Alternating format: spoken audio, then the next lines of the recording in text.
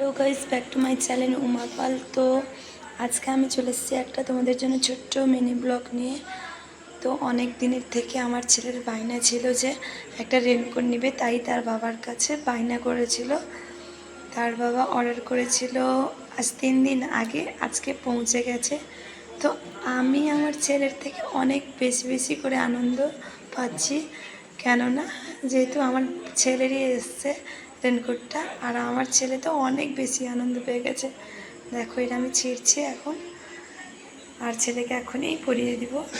তো কেমন হয়েছে সবাই একটু কমেন্ট করে জানাবে। আমার ছেলে পড়বে বলে মানে কি, দেখো কেমন হচ্ছে, খালি তার লাইফেও ফার্স্টবারই রেনকোট পরছে। আর যখন একে তাকে দেখতো রেনকোট পরতে, তখন খুব বায়না করতো রেনকোট পরার জন্য। তো যাই হোক, আজকে আমার এইটুকুই ব্লগ ছিল। সবাই ভালো থেকো, সুস্থ থেকো।